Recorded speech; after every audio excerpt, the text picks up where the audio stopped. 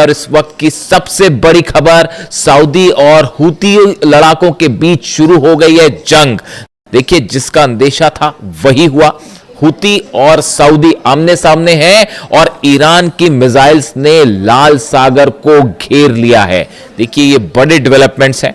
Saudi अरब के नेतृत्व वाले गठबंधन ने यमन के हुदैदा पोर्ट में हूतियों के सैन्य ठिकानों पर एयर स्ट्राइक्स की है और जिस तरह से 2 सऊदी के जहाज जला दिए गए थे, एंसेलिया और लाइला, उसके बाद ये कार्रवाई की गई है, ऐसा सऊदी का कहना है। और सऊदी का जो नेतृत्व वाला गठबंधन है उसकी तरफ से एयर स्ट्राइक्स की गई और हुदैदा प्रांत में हूतीस की जो मिलिट्री बेसेस है, मिलिट्री ठिकाने हैं जहां पर मिसाइल लॉन्चर्स भी हैं, इनको निशाना बना के हमले किए गए। Saudi Arabia has launched strikes on Yemen's Houthi-held city of Hodeidah, the group's foreign ministry has said, in the largest escalation of the conflict amid the regional war between the United States and Iran। America और Iran के जंग के बीच हमने जो है वो Hudaydah में Houthi के ठिकानों पर हमला किया है, इस तरह की खबरें हैं सामने। इसके अलावा हूती के जो सबसे बड़ा एक गढ़ माना जाता है पश्चिमी तट पर, कामरान आइलैंड है, कामरान द्वीप है, इसके ऊपर भी एयर स्ट्राइक्स की गई हैं। 2022 में हूती और सऊदी के बीच जो सीज फायर हुआ था अब वो टूट चुका है और मिडिल ईस्ट में एक नई जंग का आगाज हो चुका है। अब देखिए, इसके बीच में एक बड़ी खबर यह है, बड़ा डेवलपमेंट यह है कि बताया जा रहा है कि ईरान ने यमन के कई ठिकानों पर अपनी मिसाइल्स तैनात कर दी हैं। इस तरह की सीक्रेट इंफॉर्मेशंस आ रही हैं, यानी ईरान को इस बात का अंदेशा था कि हूतीस पर हमला किया जाएगा, हूती को निशाना बनाया जाएगा। लाल सागर जो है वो जंग का एक नया क्षेत्र बनने जा रहा है और बाब-अल मंदेब बंद है। ऑफिशियली इसको कोई कुछ नहीं कह रहा, लेकिन फिलहाल जहाज पार नहीं हो पा रहे। चीन का भी एक जहाज पार हुआ तो वो हूती और ईरान की परमिशन के बाद पार हुआ है। उसके अलावा बाब-अल मंदेब भी बंद है। हॉर्मुज वाले हालात जो है यहां पर भी खड़े हो गए हैं। पुतिन ने पहले ही कहा था कि बाब-अल मंदेब अगर बंद कर दिया, उनके विदेश मंत्री ने, रूस के विदेश मंत्री लावरोव ने कहा था कि अगर बाब-अल मंदेब बंद हो गया तो पूरे इलाके में जो सप्लाई है गैस की और एलएनजी की और ऑयल की सब रुक जाएगी और वही हालात बन रहे हैं। और उसके बाद अब हूतीस की तरफ से चेतावनी आ गई है। हूती ने सऊदी को चेतावनी दे दी है कि आपने हम पर हमला करके अपने लिए जहन्नुम के जो है वो द्वार खोल दिए हैं, जहन्नुम के दरवाजे खोल दिए।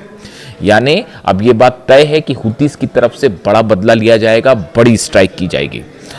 यमन में इस समय प्रदर्शन चल रहे हैं, लाखों लोग सड़कों पर हैं और बड़ा बदला लेने की मांग कर रहे हैं। यानी सऊदी और हूती के बीच एक नया जो है वो चैप्टर अब यहां से खुलता दिखाई दे रहा है। इसके अलावा देखिए, बड़ी अहम खबर जो ये है कि पिछले 24 घंटे के अंदर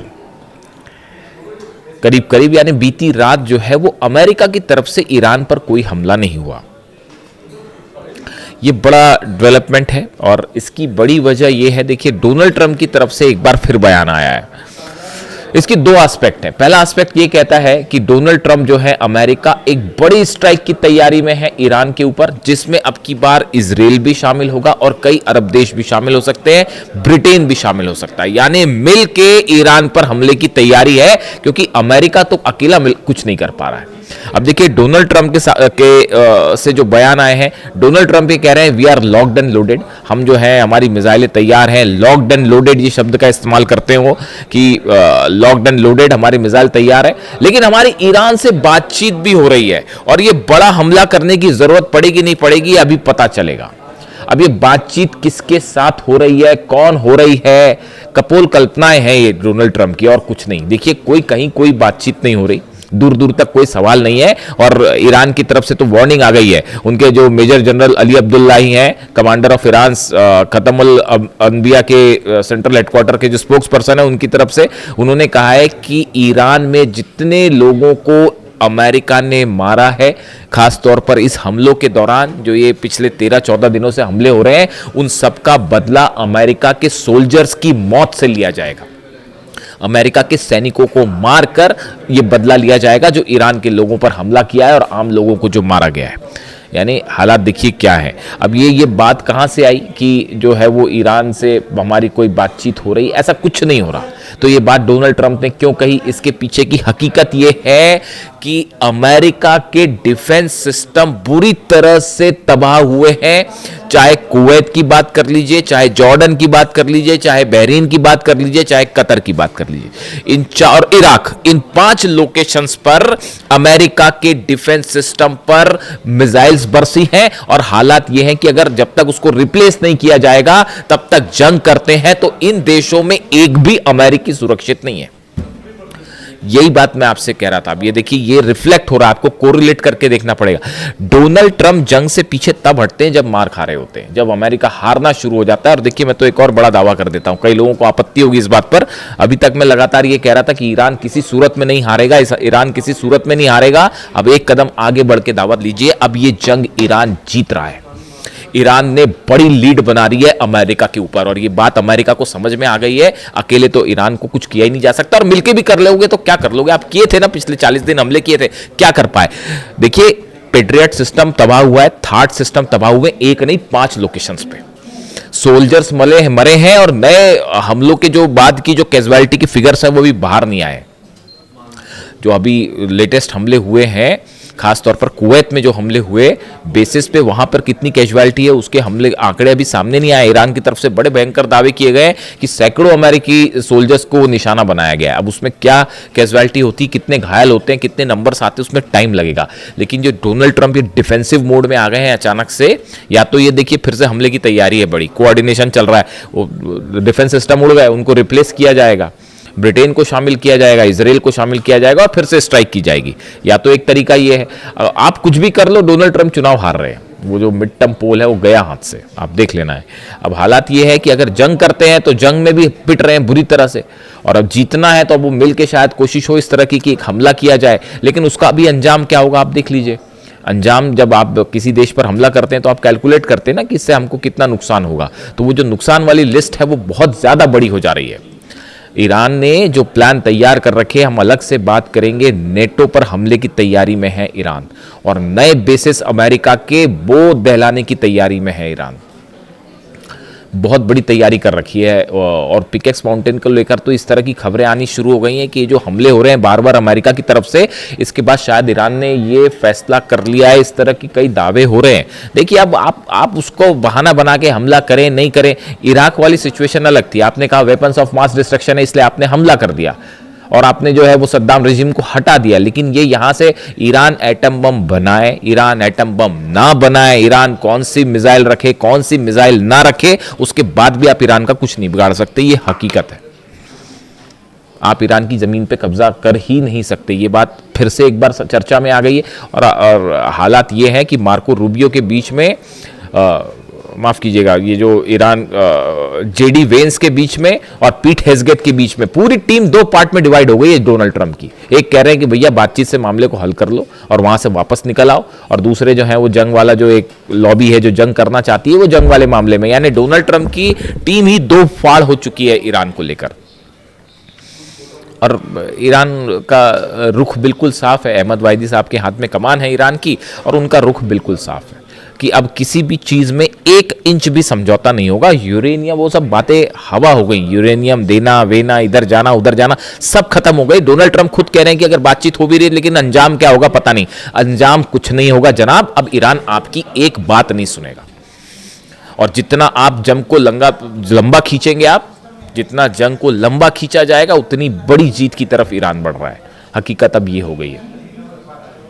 और इस सूरत में जो मुलाकात हुई है, देखिए इसमें ये एक और बड़ा डेवलपमेंट है कि ईरान के विदेश मंत्री अब्बास अराक्ची साहब की लावरोव से और वांग यी से, चीन के विदेश मंत्री से एससीओ समिट में जो मुलाकात हुई है, इस मुलाकात में काफ़ी सारी चीज़ों पर डिस्कशंस हुए हैं। जिस तरह से रूस पर हमले किए जा रहे हैं यूक्रेन की तरफ से, वो अमेरिका करवा रहा है हमले, तो सब जानते ही हैं। वहाँ पे वो हमले हो रहे हैं। नतीजा ये है बाबल मंदेब बंद हो गया है। ये जो रूस के, देखिए इनसाइड स्टोरी समझिए आप, हो ये रहा था कि रूस की ऑयल रिफाइनरीज जल रही थी, हमले हो रहे थे यूक्रेन के, अमेरिका और यूरोप के हथियारों से हमले हो रहे थे, रूस की ऑयल रिफाइनरी पे हमले थे, रूस के तेल के कारोबार को रोकने की कोशिश चल रही थी। इधर बाबल मंदेब बंद हो गया, और रूस ने धमकी दी थी विदेश मंत्री ने जो कहा था कि बाबल मंदेब बंद कर देंगे, बाबल मंदेब भी बंद है और हॉर्मुज भी बंद है। इसीलिए कल डोनाल्ड ट्रंप कह रहे थे कि नहीं, हमें तो हॉर्मुज की कोई जरूरत नहीं है। इस तरह के बयान आ रहे थे। हकीकत यह है कि अगर ये सिचुएशन कंटिन्यू हो गई लंबे समय तक, उसके बाद क्या करोगे आप? तब तक तो इलेक्शन भी सामने है, नेतन्याहू भी हार रहे हैं इलेक्शन, इस तरह की खबरें भी आनी शुरू हो गई हैं और इस तरह के दावे शुरू हो गए हैं। इजराइल में जो इलेक्शन हो रहे हैं, नेतन्याहू भी हार रहे हैं चुनाव। तो ऐसे में अब हालात ये है कि सऊदी और हुतीज आमने सामने हैं और लाल सागर में जंग का नया चैप्टर खुल गया है। और उसके साथ जो एक बड़ा डेवलपमेंट ये है, वो जो जहाज उतरा था ईरान का, जो पहले सना में इंटरनेशनल एयरपोर्ट पे उतरने वाला था और फिर मिसाइल दाग दी गई और उसको उतरने से रोका गया, फिर वो हुदैदा में जाके उतरा प्लेन। उस मिसाइल्स उसमें, उस प्लेन्स में क्या क्या चीजें थी और ईरान से क्या क्या मटेरियल, यमन सप्लाई भी हो चुका है साहब, और वो locked and loaded in position में है। यानी अगर हुतीज हमला करना शुरू कर दें फुल फ्लेजेड, तो आप लाल सागर से जो है वो तो पूरी तरह से उसको ब्लॉक कर देंगे। कैसे खोला जाएगा पता नहीं। और सऊदी इस समय, सऊदी कोई भी लंबी जंग करना ही नहीं चाहेगा। ये डोनाल्ड ट्रंप के दबाव की वजह से भले वो उलझ रहे हैं इधर उधर, लेकिन आप देखिए हर देश का जो सेना होती है उसका फ्रेम ऑफ माइंड होता है, वहाँ के लीडर्स का फ्रेम ऑफ माइंड होता है। वो ये बताता है कि वो किस एस्केलेशन को तैयार है। आप ईरान को देख लो शुरू से, आज से नहीं, पिछले 30 साल से देख लो, आप अली खामेनी साहब के समय से ही देख लो, वो टिट फॉर टैट करते हैं। अगर आप नुकसान पहुंचाओगे तो आप नुकसान लो। यही बात कही थी ना उन्होंने कुरान की आयतों का जिक्र करके। अली खामेनी साहब के आखिरी संदेशों में से एक संदेश यही था और इसी को गांठ बांध लिया है ईरान की सेना ने कि भाई इसी तरीके से हल हो सकता है कि जो आप पे जैसा हमला कर रहा है उसको वैसा ही जवाब दीजिए। यही पॉलिसी थी अली खामेनी साहब की और इसी पॉलिसी पे अहमद वाहिदी साहब चल रहे हैं और इसी पॉलिसी से आज घुटनों पर हैं। 5 महीने हो गए आप खड़े हुए हैं दरवाजे पे, अंदर जाने की हिम्मत नहीं कर रहे आप। कितनी बड़ी बड़ी मिसाइल्स हैं। और वो टॉमहॉक वाली जो मैंने कल वीडियो बनाया था आपको कि टॉमहॉक मिसाइल गिरा दी है, उसने सनसनी फैला दी है डिफेंस इंडस्ट्री में। देखिए, एक तो होता है खबरें बनाना, एक जर्नलिज्म इंडस्ट्री होती है कि साहब हमने आपको खबर बताई, आपने अपनी खबरें सुनी। एक पीछे बड़ी लॉबी इंडस्ट्री काम कर रही होती जो ये समझ रही होती है अरे कौन से देश के पास कौन सा हथियार है, किसका जेट गिर जा रहा है, किसकी मिसाइल गिर जा रही है। तो अगर एक भी F-35 गिर जाता है तो वो इंटरनेशनल मीडिया में कहानी शुरू हो जाती कि अरे ये तो गिर गया प्लेन। वैसी जो है वो टॉमहॉक मिसाइल को ईरान का मार गिराना, और वो मलबा भी दिखा रहे हैं साहब उसका वो रैकेज भी दिखा रहे हैं गिरा हुआ। तो टॉमहॉक मिसाइल को मार गिराना अपने आप में ईरान के लिए बड़ा अचीवमेंट है डिफेंस सिस्टम के लिए। कौन सा डिफेंस सिस्टम है अभी वो चीजें साफ नहीं है। ईरान अपने साथ लगातार, देखिए जो दूसरी जंग रही इसमें ईरान ने बड़ा सरप्राइज ये दिया कि ईरान ने वो मिसाइल्स का इस्तेमाल किया जिस पर लगातार रिसर्च चल रही थी, उसको एडवांसमेंट किया जा रहा था। मतलब ये जो खबरें थी इस तरह से CIA या मोसाद के पास कि ईरान की मान लीजिए खुर्रमशहर 4 मिसाइल है, तो उनके पास ये जानकारी थी कि ये 2000 से 2200 किलोमीटर तक हमला कर सकती है। वो दाग दी तो वो चली गई 2500 के ऊपर, और पता चला नई रेंज जो है वो खुर्रमशहर 5 पे भी काम शुरू हो गया और हो सकता है वो 5000 किलोमीटर दाग दे। वो ब्रिटेन में तैयारी हो रही है कि इधर से मिसाइल आएगी तो क्या होगा। वो जो बेसिस से B-1 बॉम्बर्स उड़े हैं जो हमला कर रहे हैं ईरान पर पिछले 14 दिनों से, वो ईरान ने उसको भी एयरफोर्स, रॉयल एयरफोर्स के उस बेस को भी जो है वो निशाने पर ले लिया है। डिएगो गार्सिया भी निशाने पर आ गया है। इस पे चलिए अलग से बात करेंगे, लेकिन अभी हालात ये हैं कि अरब और हूती के बीच में एक नया, सऊदी के बीच में नया चैप्टर खुल गया है और अगले कुछ घंटों में तय हो जाएगा कि ये मामला किस तरह से आगे बढ़ता दिखाई दे रहा है। इससे जुड़ा जो भी अपडेट है आप तक पहुंचाऊंगा। Thank you so much.